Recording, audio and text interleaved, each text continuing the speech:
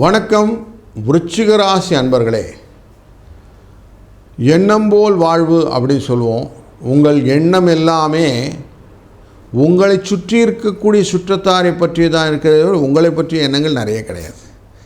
குழந்தைகள் வாழணும், குடும்பத்தார் வாழணும், அவங்கெல்லாம் நல்லா இருக்கணும், அவங்களுக்கெல்லாம் செஞ்சு கொடுக்கணும். அவங்களுடைய பேசிக்கு பெரிய பிள்ளைகளான பிறகு அவங்கள பின்னாடியே போய் அவங்களுக்கு என்னெல்லாம் போயிட்டு இருந்தீங்களா அவர் படித்து அவருக்கு பிள்ளைக்கு இருப்பாங்க. ஆனாலும் உங்களுக்கு சும்மா இருக்க தோணாது. இப்படி பாசத்திலும் பந்தத்திலும் அப்படி பின்னி பிணைந்து உங்களை நீங்கள் அவர்களுக்காகவே அப்படின்னு வச்சிருக்கக்கூடிய மகத்தான எண்ணம் கொண்டவர் நீங்கள். அதனால்தான் நிறைய விஷயங்களை நீங்கள் சீக்கிரட்டாகவே செய்வீங்க. அவங்களுக்கு தெரிஞ்சால் வருத்தப்படுவாங்க, அவங்களுக்கு தெரிஞ்சால் குழப்பமாயிடுவாங்க, அவங்களுக்கு தெரிய வேண்டாங்க அப்படின்னு எக்ஸ்ட்ராவாக அந்த பிட் ஆஃப் அவங்களுக்குன்ற வார்த்தையை மனசில் போட்டுக்கிட்டு அவங்களுக்குன்ற விஷயத்தை சொல்லாமல் நீங்கள் எல்லா சுமையும் முதுகில் சுமக்கிறதுனாலே உங்களுக்கு நிறைய ப்ரெஷர் இருக்குது. இந்த ப்ரெஷர் ஈஸ் அவுட் ஆகுமா? இந்த ப்ரெஷர்னால் உங்களுக்கு லாபம் கிடைக்குமா? இந்த ப்ரெஷர் உங்களை அடுத்த நிலையான மேல்நிலைக்கு கொண்டு செல்லுமா அப்படின்னு பார்க்கலாமா? அதற்கு இந்த ஜூலை மாதத்தை திறனாய்வு செய்ய வேண்டும். வாருங்கள். ஜூலை மாதத்தில் நேரடி பார்வையாக சுக்கிரன் அமரப்போகிறார் ஆட்சியில். அவர் ரிஷபராசியில் அமர்ந்து உங்கள் ராசியை பார்க்க போகிறார். அது மட்டும் இல்லை, 8ஆம் இடத்தில் இது நாள் வரைக்கும் இருக்கக்கூடிய இந்த சூரிய பகவான் 17ஆம் தேதி கடகராசிக்குள்ளர பிரவேசம் செய்து விடுவார்.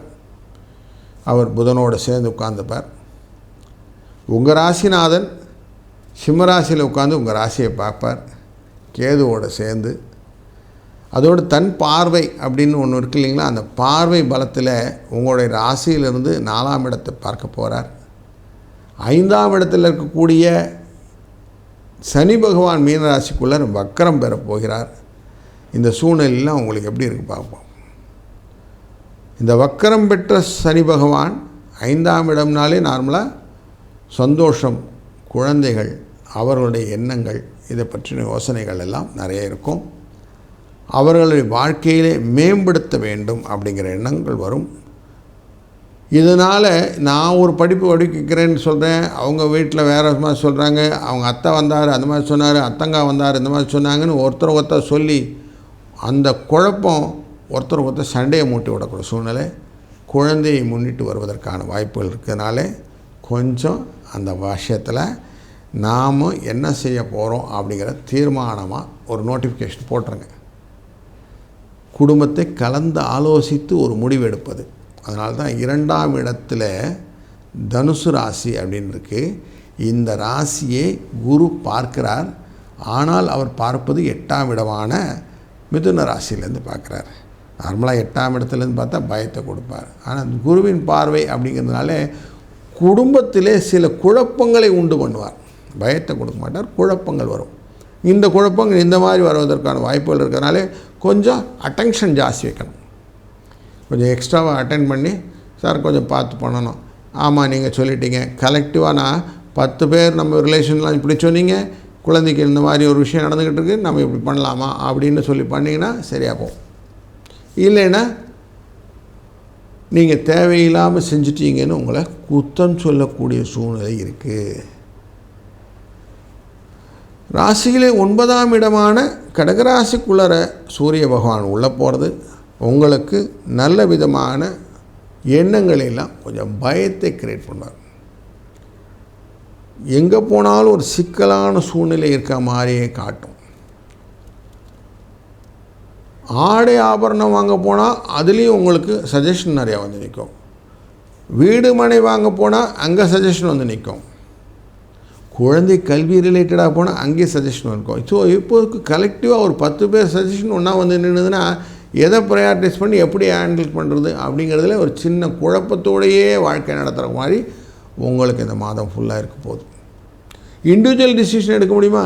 ஆமாம், என் மனசுக்குள்ளே இதெல்லாம் இருக்குது, ஆனாலும் வெளியில் சொன்னால் பயமாக இருக்கும், அதனால் சொல்கிறது இல்லை அப்படிங்கிறதுனால 10ஆம் இடத்தில் இருக்கக்கூடிய செவ்வாயின் பார்வையும் இருக்குது. அதனால் கொஞ்சம் எல்லாத்தையுமே பயம் அப்படிங்கிற வார்த்தையோடு கலந்து பார்க்காம பயத்தை விட்டு வெளியில் வரணுன்னா என்ன பண்ணணும்? கொஞ்சம் தெளிவாகிடணும். அந்த விஷயத்தில் தெளிவு பண்ணிக்கோங்க. எந்த விஷயம் எடுக்கிறீங்களோ, மண் மனை வாகன விஷயங்கள் எடுத்துறீங்க, அந்த விஷயத்தில் எக்ஸிக்யூட் பண்ணணும். அதில் கொஞ்சம் ஆராய்ச்சி பண்ணி இது தெளிவான விஷயம்னு குடும்பத்தில் கொடுத்துருங்க. டிசிஷன் எடுத்துகிட்டு வாங்க, நான் பேசிக்கிறேன்னு சொல்லுங்கள். குழந்தைகளுடைய வாழ்க்கை முறை எடுத்து வெளியில் வச்சுருங்க. கலத்திரத்தினுடைய அவங்களுடைய மருத்துவ ரிலேட்டட் அவங்களுடைய அந்யோன்யம் இதை பற்றின ஒரு சின்ன தெளிவு டிஸ்கஸ் பண்ணிவிடுங்க. இந்த டிஸ்கஸ் பண்ணும்போது தான் உங்களுக்கு தெளிவு கிடைக்குமே ஒழிய நீங்கள் மனசில் ரகசியம் அப்படின்னாங்க மாட்டிப்பீங்க. அதனால் கொஞ்சம் ரகசியத்தை உடைக்கக்கூடிய காலம் அப்படிங்கிறத இந்த ஜூலை மாதத்தில் மனசில் வச்சுக்கணும். அதனால் ரகசியத்தை உடைத்து விட்டால் மனசும் கொஞ்சம் பாரம் இல்லாமல் போயிடும். இல்லைன்னா அழுத்தங்கள்னு சொல்லக்கூடிய ப்ரெஷர் வர ஆரம்பிச்சிடும். அந்த பிளட் ப்ரெஷர் அப்படின்னு சொல்கிறோம் இல்லைங்களா, இந்த ப்ளஷர் அப்படிங்கிற சந்தோஷத்தை கெடுத்து விடும். அப்படிங்கிறதுனால கொஞ்சம் கேர்ஃபுல்லாக இருக்க வேண்டிய மாதம் அப்படின்னே வச்சுக்கலாம். செய்கிற வேலையில் திறமாக செய்யலாம், லாபங்கள் உண்டு. அரசாங்க வழியிலே நல்ல முன்னேற்றமான உங்களுக்கு அனுகூலமான செய்திகள் வருவதற்கான வாய்ப்புகள் இருக்குது. பொருளாதாரத்திலே லாபங்களும் வெளிநாட்டு வர்த்தக தொடர்புகள் போன்றவைகள்லாம் உங்களுக்கு அடுத்த நிலைக்கு கொண்டு செல்லக்கூடிய விஷயங்களும், சிலர்கள் வெளிநாட்டிலிருந்து உள்நாட்டுக்கு வரக்கூடிய சூழ்நிலையும் உண்டாகும். இதனால் ஒன்றும் பிரச்சனை இல்லை, இங்கே வந்து செட்டில் ஆகிறது அங்கே செட்டில் ஆகிறது 2 கணக்கு இருக்கு இல்லைங்களா. அந்த மாதிரி குடும்பத்தில் புதிய இடமாற்றங்கள் வருவதற்கும் வாய்ப்புகளெல்லாம் பயன்படுத்தி கொள்ளக்கூடிய சூழ்நிலையில் லாபத்தை பெறுவதாகவும் அமைவதனால ஒரு நல்ல சூழ்நிலை இருக்குது. இந்த மாதம் முழுக்க முருகா சரணம் அப்படிங்கிற வார்த்தையை அடிக்கடி சொல்லிட்டே வாங்க. முருகன் எப்பொழுதுமே மனதில் இருக்கக்கூடிய அனைத்து விதமான பாரத்தையும் தன்னுடைய வேலினால் அகற்றி விடுவார்னு எண்ணினீங்கன்னா போதும். வேல்மாறல் தெரிந்தவர்கள் வேல்மாறலை சொல்வது இல்லை வேல்மாறலை கேட்பது ரொம்ப ரொம்ப நல்லதை கொடுக்கும். ஏன்னா இந்த மாதம் முழுக்க எப்படி இருக்க போது, 2ஆம் பாதம் 17ஆம் தேதிக்கு அப்புறம் கடகராசிக்குள்ளே போகக்கூடிய சூரியனாக அமைந்து விடனாலே மாதங்கள் மாறி மாதமாக அமைவதும் மனதிலே குளிர்த்து தன்மையை வரணும். அந்த சூட்டை விட்டு குளிர்வதற்கான மாதமாக வைத்துக்கிறதுனால தான் ஜேஷ்டாபிஷேகம்னு பண்ணுவாங்க. உங்கள் ராசிக்குள்ளார கேட்ட நட்சத்திரத்துக்குள்ளார சந்திரன் உள்ளே வரும்போது அன்றைக்கு சுவாமியெல்லாம் குளிர பண்ணுவார்கள் ஜேஷ்டாபிஷேகம் பண்ணி. அப்படி குளிர வைக்கக்கூடிய சூழ்நிலையும் காலாஷ்டமி அப்படிங்கிற அஷ்டமி வரும். அந்த நாளிலே சுவாமியை வணங்குவதும் ரிண விமோச்சன பிரதோஷம் அப்படின்னு செவ்வாய்க்கிழமை 22ஆம் தேதி பிரதோஷம் வரும். அந்த நாளிலே செவ்வாய் அன்று பிரதோஷம் அன்று சுவாமியை வணங்குவதனாலே கடன் தீரும், கவலைகள் மறக்கும், உடல் உபாதைகள் எல்லாம் சரியாகும். உங்களிடம் பணம் வாங்கி ஏமாத்தினவர்கள் பணத்தை திருப்பி கொடுக்கக்கூடிய சூழ்நிலை வரும். வீடு மனை வாகனங்கள் போன்றவற்றில் இருந்த பிரச்சனைகள் தீரும், எதிரிகளிலிருந்து விடுதலை கிடைக்கும். இப்படி நல்ல நிகழ்வு நடப்பதனாலே இந்த மாதம் உங்களுக்கு நல்லது நடப்பதற்கும் நல்லதே நடப்பதற்கும் சிவன் அருளாலே அனைத்தும் நல்லதாக இருக்கட்டும். வாழ்க. நண்பர்களே, இதுவரை நாம் ஒரு ராசிக்கும் எப்படிலாம் பலன் இருக்குன்னு பார்த்தோம். இந்த ஜூலை மாதத்தில் மிக முக்கியமாக பார்க்க வேண்டிய சில நிகழ்வுகள் அப்படின்னு பார்த்தோம்னா, முக்கியமாக துர்காஷ்டமி 3ஆம் தேதி ஜூலை 3ஆம் தேதி இருக்கும். அதே மாதிரி காலாஷ்டமி ஜூலை 18ஆம் தேதி இருக்கும். இது ரெண்டுமே தீராத கஷ்டங்கள் எல்லாம் தீர்ப்பதற்கு துர்கை நமக்கு அருளின விஷயங்களும் பைரவர் நமக்கு கொடுத்த விஷயம் அமைகிறதுனாலே இந்த நாளிலே பைரவரையும் துர்கையும் வழிபடுவது ரொம்ப நல்லது. அதே மாதிரி கஷ்டங்களில் கடன் சுமை நிறைய இருக்கக்கூடிய சூழ்நிலை நிறைய பேர் பார்க்குறோம். கடன் மட்டும் இல்லை, புரியாத வியாதிகள் சார் எப்படி தெரிவாகும் தெரியலிங்க அப்படின்லாம் யோசிப்போம். இது எல்லாத்துக்குமே ஒரே ஒரு தீர்வு என்னன்னாக்கா, 22ஆம் தேதி ஜூலை அன்று ரிண விமோச்சன பிரதோஷம் அப்படின்னு இருக்கும். செவ்வாய்க்கிழமை பிரதோஷம் வர்றது இதனுடைய காரணம். ரிணம் அப்படின்னாக்க இந்த கஷ்டங்கள் நமக்கு எதுலெல்லாம் வரும், மருத்துவ தொடர்பான கஷ்டங்கள் வரும். அதே மாதிரி கடன் சொந்தமான கஷ்டங்கள் வரும், பகைவர்கள் சொந்தமான கஷ்டங்கள் வரும்.